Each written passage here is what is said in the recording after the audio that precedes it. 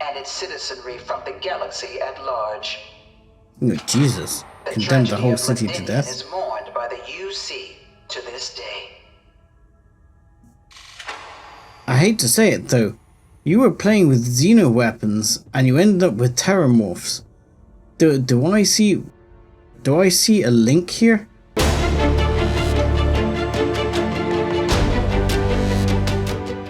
Hello ladies and gentlemen, boys and girls, and welcome back to Starfield. I'm 7foot Dustbunny, and today we're kind of reeling in the loss of our other half, Sarah, as Barrett talks to a chair he believes is Andresia.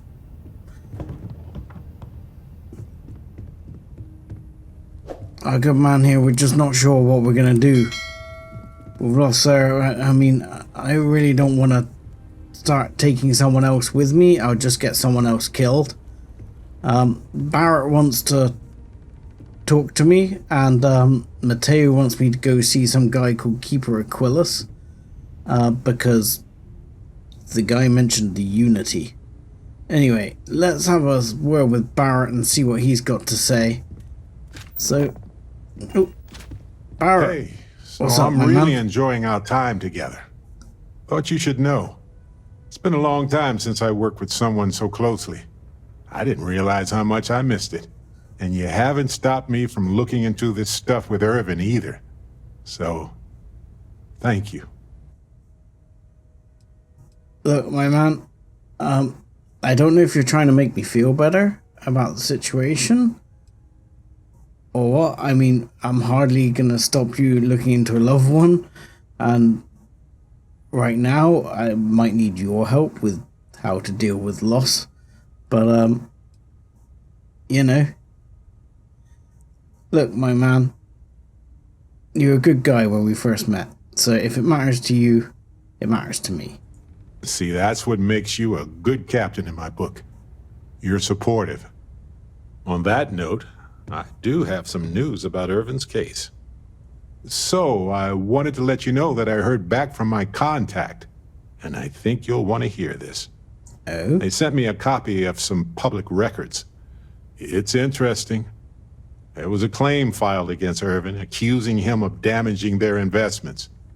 Looks like Irvin didn't even enter a plea. Yeah, no plea sounds weird. Why would he not plea even one way, even if he was guilty? Who did bring the case to court? The Hephaestus Mining Corporation. And they also won the case. Okay. So it was settled with them winning. Some of Irvin's paychecks were seized, as well as any assets that weren't under joint ownership. And Irvin didn't plead either way? Well, if it was Irvin, I do want to understand that, because I just can't believe it. Anyway, this mining corporation, Hephaestus, sued Irvin, claiming he irreparably damaged their mine. They said he killed the apex predators in the area around the mine, which led to herd creatures overeating the grasses. That caused the soils to release too many gases too fast, which cost Hephaestus a ton of money. That seems questionable. Yeah, it seems hard to prove, and It looks like they considered him a no-show and ruled against him. So anyway, according to the court documents, there was a witness for the defense, who was a no-show too. Then Hephaestus won by default. They tried to take his apartment, but because it's in my name too, they couldn't.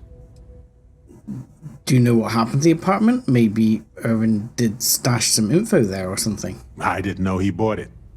Must have been a better deal than renting for the time he was there.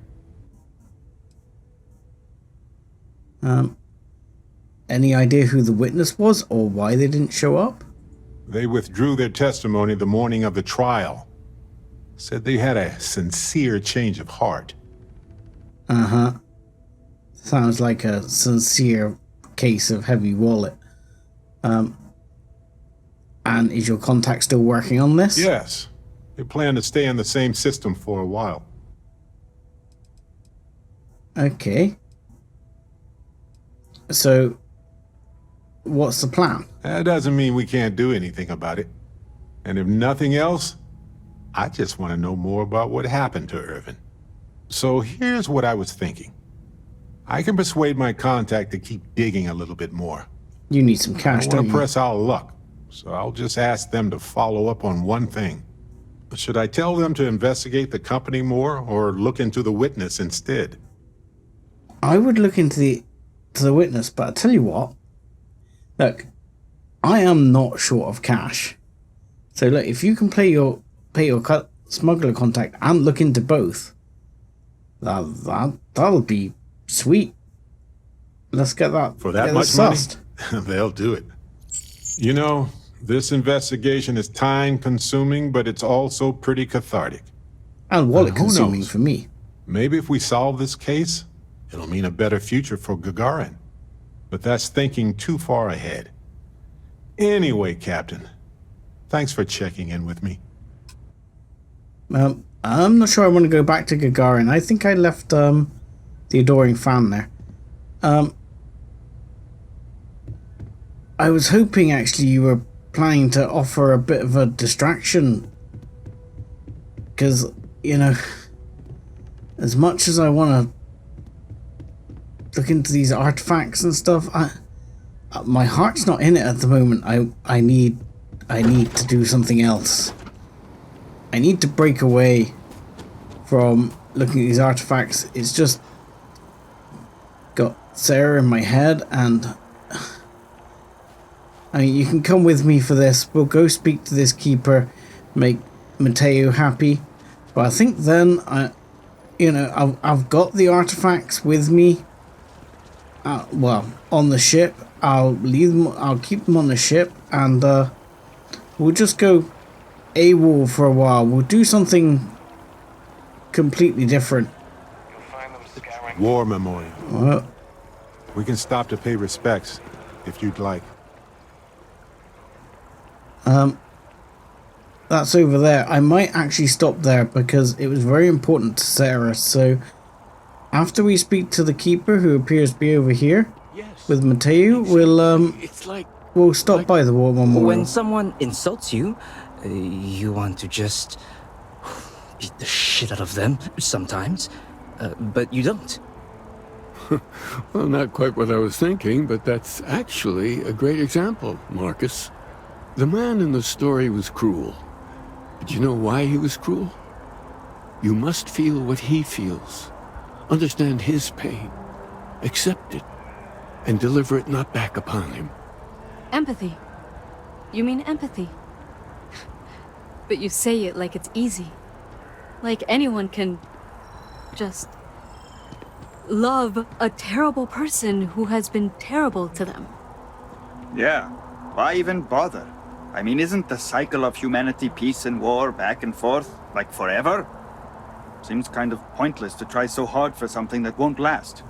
Nothing ever really changes. It's not easy, no, but necessary. Because you see, everything has changed. God has given us the intelligence, the ingenuity to reach into the stars, to travel his path, to truly find him. But we can't do it alone. The only way is through Unity. Huh. Yes, Andreas. Yes. Unity. Well, I'm sure you all have other things to do. Thank you for taking the time to stop and talk with me. He's giving me a lot to think about. Are you a member?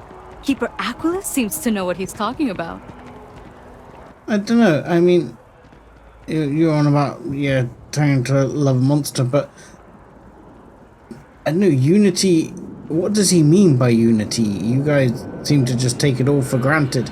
If he means what Mateo think he means something very different from how you guys are taking it. I think unity. I believe he's talking about unity of people. So Mateo. Time to see if Keeper Aquilus can help us. Okay, would you care to introduce us or anything like that? Keeper Aquilus, can we have a moment? Ah, Mateo. It's been too long. How are your parents? Your mother still struggling with that azalea garden?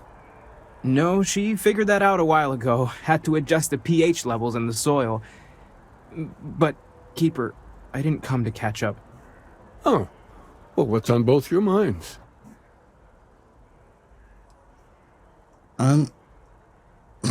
We think your church is related to a bunch of space weirdos.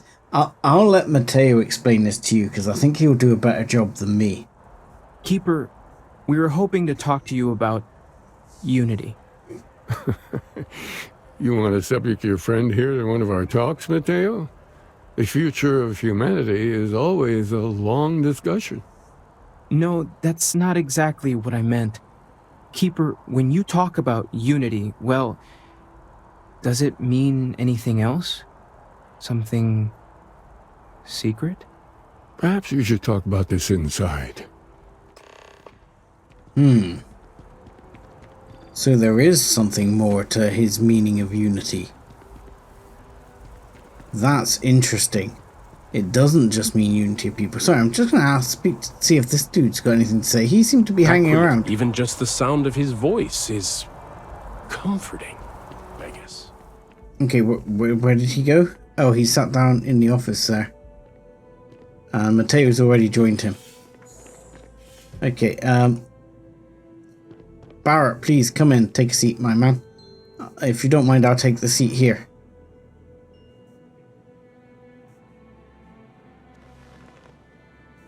Now that we have a little privacy, why don't you tell me exactly what it is that brought you two here?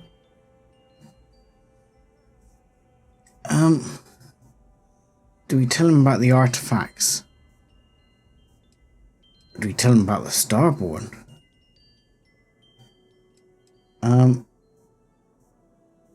Look, I think we level with him about the artifacts and the Starborn. Maybe not tell him about the superpowers. Let's not scare him. Let's go straight in with the artifacts first. Build up to the horror. They're like nothing we've ever seen, Keeper. Gravitational distortion, sub-audio harmonic sequencing, unidentifiable energy fluctuations. I caught half of that. So, these things are unusual? Even in your experience? There have always been mysteries that seem to defy our understanding of the universe. Beyond rational thought. We enter life as an act of someone else's faith in us. There's no way of knowing who we will become, and yet the risk is made anyway. So you've pushed into the unknown, not knowing where it would take you. And it's brought you here. That's an interesting way to phrase birth and conception. This might be a mistake. I'm an explorer. I'm not a priest, but there seems to be similarities. Oh, wait. I know it's frustrating to be in the dark, but if you're willing to struggle for just a bit longer, I think I can give you a path to discovering its meaning. There's an old story, far older than the Sanctum Universum, of someone who walked the settled systems and saw every corner of it. This pilgrim claimed he found the true meaning of unity. I always thought of it as just a parable for trying to bring humanity together, but maybe it's more. Maybe this pilgrim was a Starborn. I mean, I haven't told him what Starborn is yet, but maybe he was Starborn. I'm not sure if he was. But if what you're looking for is connected... He seems to know. Then anything might be possible. I mean, tell me the story. You've piqued my interest. In my story, the pilgrim met the founders of the House of Enlightenment and the enigmatic cult of the Varun. And he gave them each a part of the truth. Then he goes to his final resting place to live out the rest of his days in contemplation of infinitum addendum, his addition or contribution to the infinite. But what if the story isn't a metaphor, but a code? a way of finding the pilgrim again, or at least his grave. Yeah, infinitum addendum is oddly specific. I mean, sounds like the House of Lightman and the House of Ruin have parts of this story. It does. I agree. I think you need to talk to them about this Unity Pilgrim. And clearly, not just in a theological sense, as I have. How the hell do I talk to them? Right, well, I wanted to ask more questions, but I'm not being given the option. So, I mean, I'll talk to them for sure. I'm interested now. The enlightened work out of the well here in New Atlantis, helping the poorest citizens find a better life for themselves. The rune worshippers are more enigmatic, but there is a lone zealot that was captured recently for attacking UC ships. I visited her a couple of times. Hopefully she'll be willing to talk to you as well. I'll stay here with the Keeper. We need to catch up. And I wouldn't mind asking him a few more questions.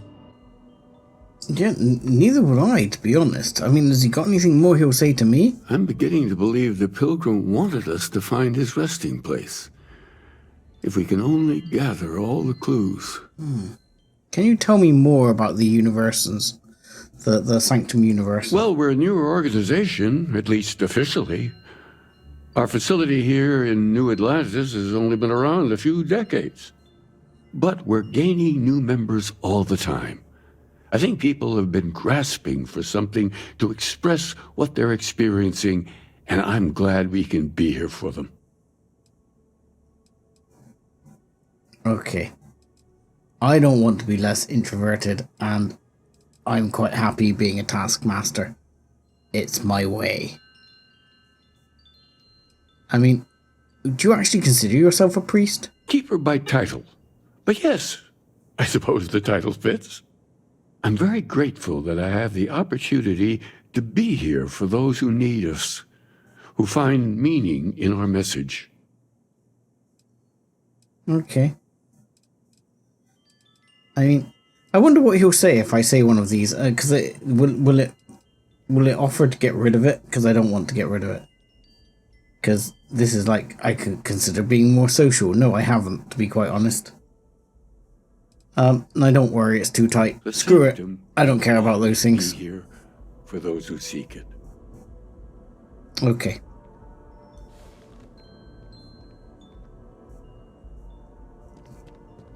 There was no need for you to wait outside, Bart. I'll be honest. I am,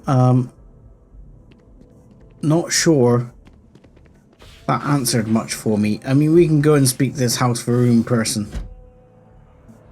But, I'm just going to stop by the War Memorial and have a moment. This space is a memorial to those lost during the Colony War. Your consideration is requested. Oh, you have my consideration. Lost someone who was in the Colony War just recently.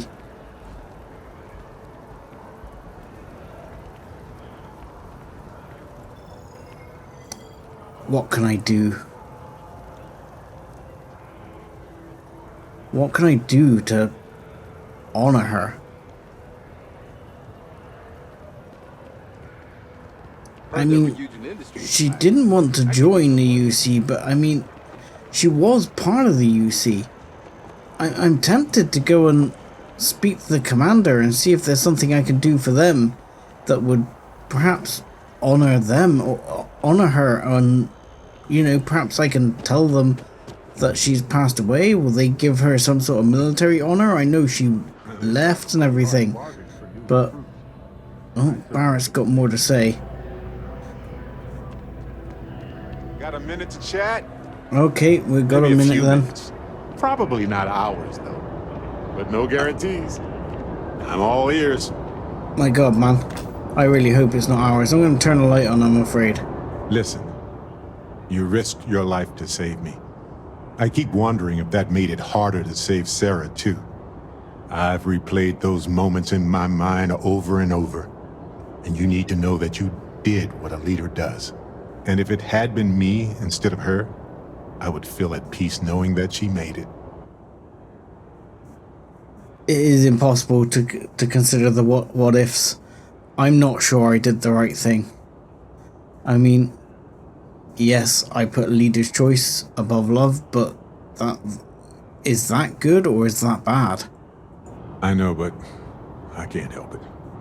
I don't know if you're ready to talk or if you need 20 years to get to that point, or if you never want to talk about it again. But I just want you to know that if you do, I'm here for you. I mean, I don't think he means to say thank you for saving my life. I think it was just easier to say I wanted to save both of you. I mean, I didn't want anyone to die. I'm not at peace with my decision, and he wasn't really easier to save. But I guess this is the closest, or it was a random choice, but it wasn't a random choice. I did what I thought Sarah would want me to do. Sometimes it just comes down to that. It is what it is. I'm relieved we didn't lose more people.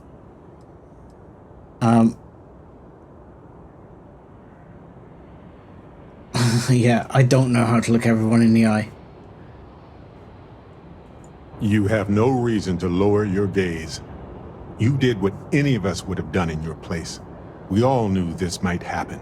We are all constellation.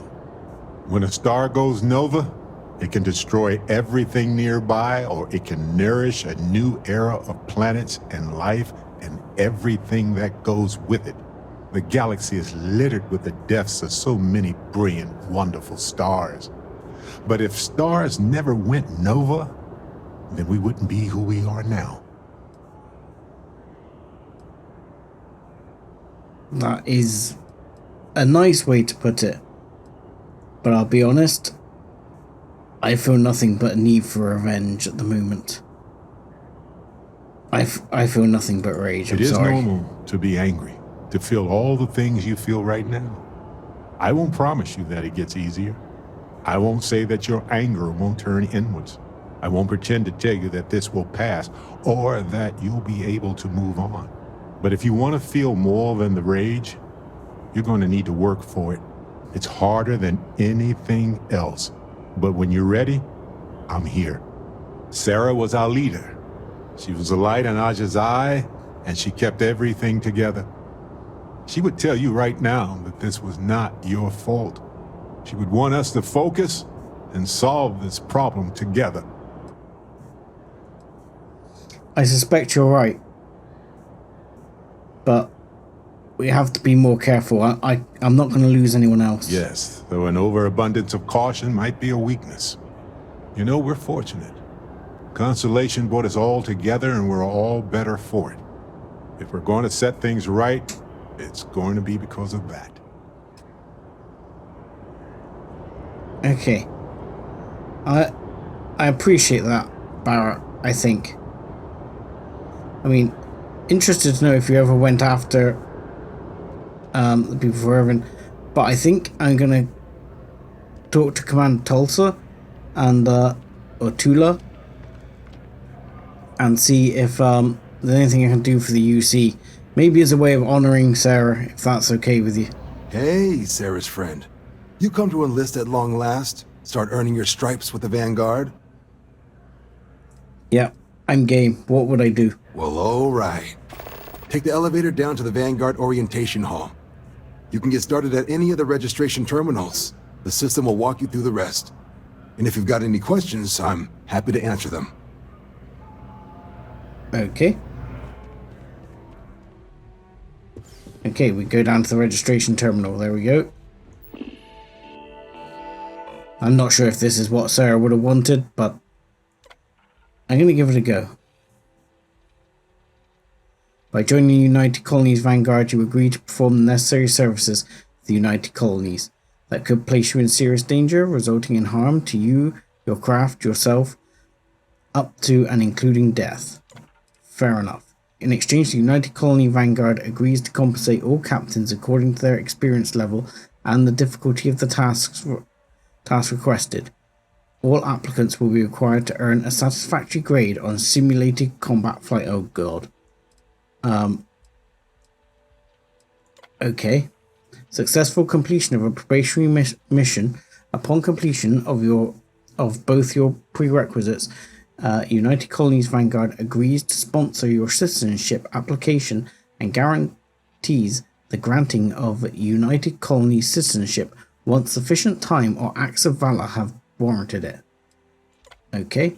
Do you agree to the above commitment? Okay, I agree. Let's pop back out. Registration accepted. You may now proceed through the historical displays in the orientation hall, or continue on to the examination. Well, I wouldn't mind seeing history as at least as the UC see it. In 2150, humanity learned the Earth's magnetosphere would collapse sometime in the next half-century, eliminating all life on the planet. Decisive action was required, but the secure transport of an entire civilization would demand a new kind of cooperation, a new kind of courage, and a new kind of union. Thus, in 2159, the United Colonies were formed to make that journey possible. Just 1 year later, the Galileo, the first of many colony ships, touched down here on Jemison, beginning a new era of human history, the age of the United Colonies. In that moment, Okay. humanity changed forever. Nothing would ever be the same. They must have been scared out of their minds. They must have been. Why was the Earth's magnetosphere collapsing? What happened? Why is it so dark in here? I guess it's more dramatic, but still. It's very dark in here.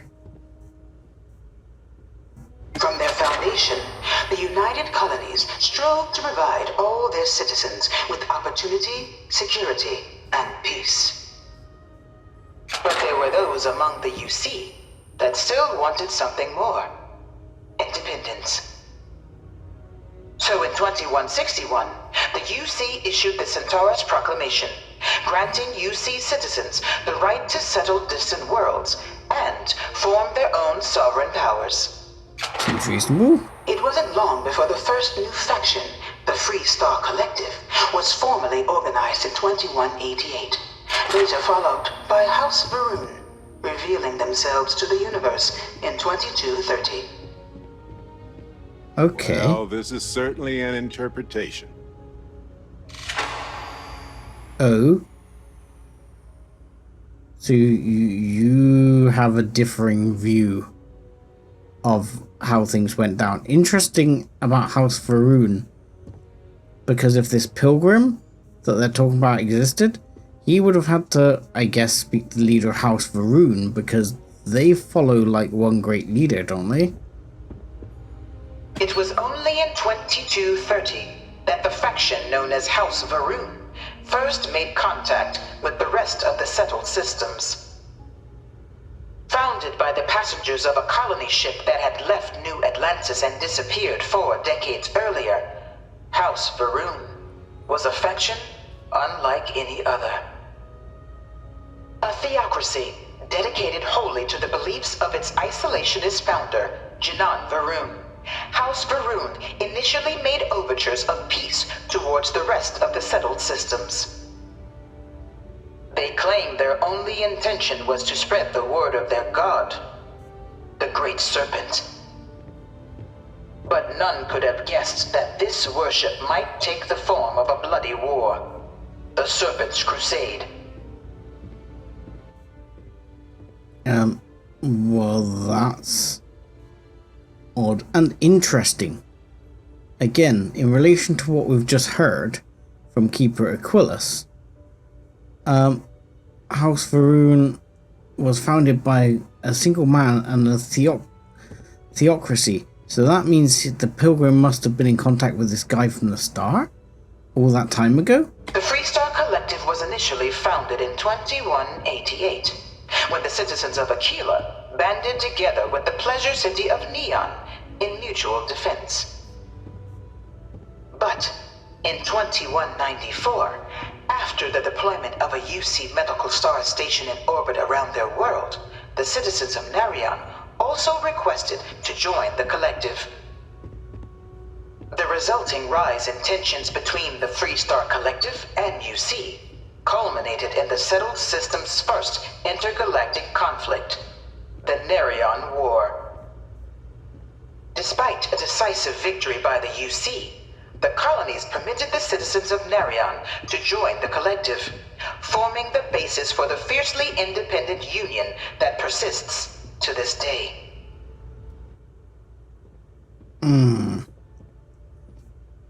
My understanding is slightly different of how this went down, but I would be interested to hear Freestar's side of that. Okay. Anything more on this side? No. So, Crusade of the Serpents? Beginning in 2240, House Varun forces declared all-out war on the rest of human civilization, initiating the Serpents' Crusade. Over the next 23 years, thousands of Freestar, UC, and independent souls were killed by agents of House Varun in the name of their serpent god. It was only with the death of their founder in 2263 and the succession of his heir Jarek that House Varun finally sued for peace. There remains, however, select members of House Varun who refuse to recognize the cessation of hostilities their leaders established. Even after House Varun's mysterious disappearance, these zealots remain a threat to all who encounter them. Their pacification, a goal of all space. Yeah, so you see the zealots broke away. I'm not sure how useful this zealot is going to be, or how much she's going to understand this woman and thing. This has been quite enlightening about House Varun as well. This is quite relevant to our ongoing quest as well. Of the many conflicts between the galaxy's factions, none was more brutal than the recent colony war between the UC and the Freestar Collective. Set off by the unauthorized Freestar colonization of Vesta's Pride in 2308, a direct violation of the Narion Treaty, the colony war spread quickly across the galaxy. Both sides deployed every tool at their disposal. Armadas of warships, mechanized combat platforms, or mechs, even bioengineered alien creatures, the infamous UC xeno-weapons. It was only in 2311 at the Battle of Cheyenne that the scales finally tipped, the Freestar Collective, utilizing their civilian fleet as a human shield, successfully crippled the superior United Colonies Navy. After their shocking victory against the galaxy's greatest navy, the Freestar Collective offered terms of peace, which the colonies, out of an interest in staving off any further human costs, accepted. The galaxy has been rebuilding ever since. Omitting the verifiable facts about a conflict only ensures a repeat performance. I agree. Do you have any further things to add, Barrett? Because I don't think this is how it went down. And to be honest, the UC creating xeno-weapons, we've already seen some of that. That is not good. I mean, mechs are bad, but xeno-weapons, they're bad. I mean, I'm hoping that Sarah, working for the UC, I'm hoping that we can do good here. I don't want to be involved with xeno-weapons or anything of the sort. Few settled worlds were left untouched by the colony war. But nowhere foolishness of modern warfare be seen more clearly than on the Freestar planet of Nira. Initially occupied by invading United Colonies forces as a forward operating position, repeated attempts to take and retake the planet by collective forces led only to devastation. Swaths of the world were transformed into scorched husks, a nightmarish testament to the depths of human ingenuity and human cruelty. And today, Nira remains a continuing reminder to the horrors of unfettered war. Nira. Never been there. I am now curious. So this is a Freestar mech. That looks freaking cool. No offense, Bart, but I kind of wish these weren't outlawed. I freaking want one. How cool would this be to head across the planet in? You know, not this bloody outpost shit. Let's have one of those to run across the planet on. I really hope this is just a phase. A terror of Londinium. In the midst of the colony war, a different kind of tragedy struck the UC city of Londinium. A newly constructed but critical supply center for the United Colonies war effort, Londinium found itself overrun by one of the galaxy's most mysterious predators, the Terramorph. A rare but pervasive threat to all human-settled worlds, Terramorphs swept over the city, seemingly out of nowhere, on a scale never before seen in recorded history. Valiant efforts by the UC military slowed the onslaught, but the creatures proved unstoppable. Ultimately, the decision was made to destroy the Londinian spaceport, sealing off the city, the outbreak, and its citizenry from the galaxy at large. Oh, Jesus. The Condemned the tragedy whole of city to Londinium death. is mourned by the UC to this day. I hate to say it though, you were playing with Xeno weapons and you ended up with Terramorphs. Do I see... Holy shit, do I see a link here? All 4 of my last Sona? science papers have been on Terramorphs. Okay, you look a lot like Sona, but I mean, these things are freaking scary ass This things. thing's like an artist's rendition, right? No animal can be this ugly in real life. Oh, I'm pretty sure we encountered one actually, and it was pretty ugly. Okay, so what's the UC version of the After Armistice? the devastation wrought by the colony war, the UC and the Freestar Collective came together to ratify a treaty that became known as the Armistice. Both sides agreed to a vast reduction in standing forces, and that xeno weapons and mech warfare would be outlawed. All related research was sealed away, accessible only in cases of dire emergency. But the Collective had another demand, that the active commanders of the UC military stand trial for their actions.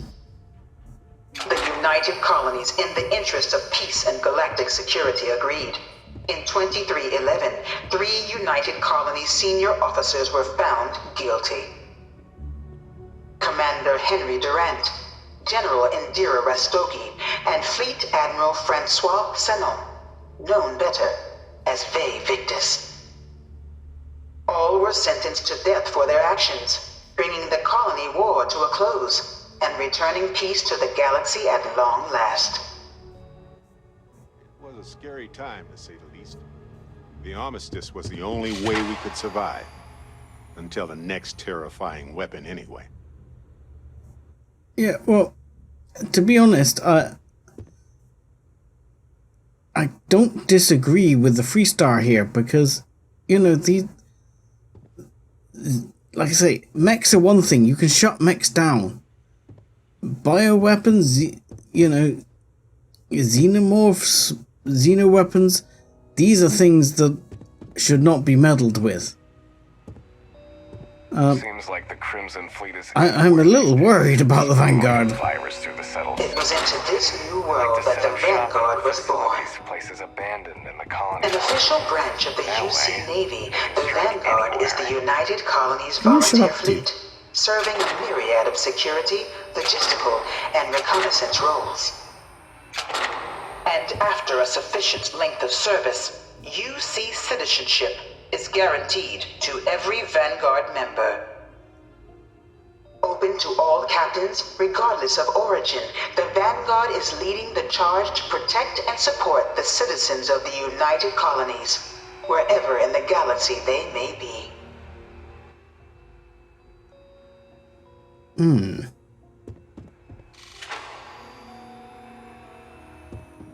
It's a cool looking ship. But yeah, okay. So one last thing here, and you No are? one is born a United Colony citizen. Only through service to the UC can one hope to earn one's citizenship. But the UC prides itself on taking care of its people. Cost of living controls mean citizens pay less than their foreign counterparts for needs big and small. All citizens are issued a grant upon joining to get themselves on their feet. And only UC citizens have the opportunity to purchase property, getting the chance to live in one of the most beautiful cities in the settled systems. By joining the Vanguard today, you too can begin earning your place here, in the heart of galactic civilization, as a citizen of the United Colonies. You know, I've just realized I'm doing this wearing my 3-star Ranger outfit. I should probably nip behind that thing and change quickly. That might not be wise. About to walk into the test wearing that. I guess I'm wearing it because I'm not wearing Sarah's outfit. You know, Barrett, I'm concerned about these guys. In all honesty, the 3-stars seem to have a point, if you ask me. And this is, while I can respect the citizenship and everything, no one is born a citizen. This is effectively forced service. You know, almost like conscription. I guess we go through with it, and then we'll see where we're at. I mean, we can always repay the grant, I guess, and back out if we need to. Some nice looking ships here. Ooh, that one's cool. Welcome. Okay. To the piloting simulation chamber. You testing? Wow. These things have gotten very high tech. Wild. Oh, right. So this is, whoa, it's like the full cockpit of a ship. Holy crap. So we're going to get in this thing and pilot it. And I guess they're going to put us up against some enemies. Anything we need to get ready?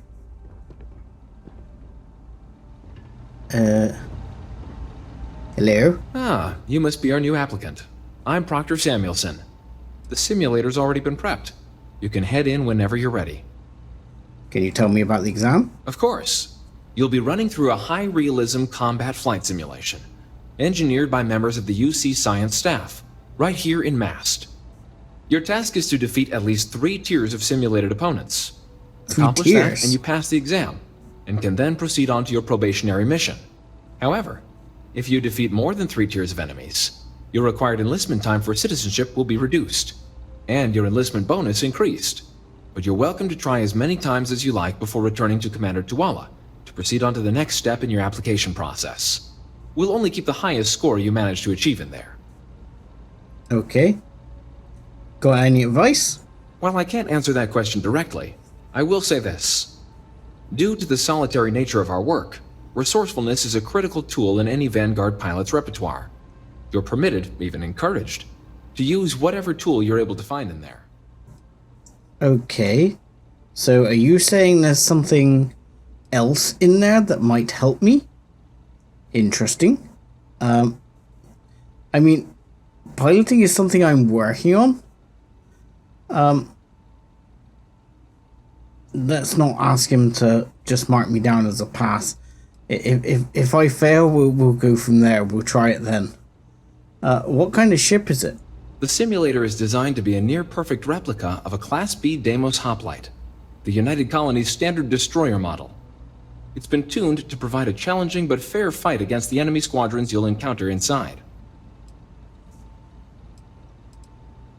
Okay. Just head in whenever you're ready. Alright, well, I guess we're about to go in and fight the good fight. But I think that's going to have to be next time, because we're running out of time for this episode. So I'm going to say thank you very much for watching, like and subscribe as always, and join us again next time when maybe we'll pass the test for the UC. Thanks a lot.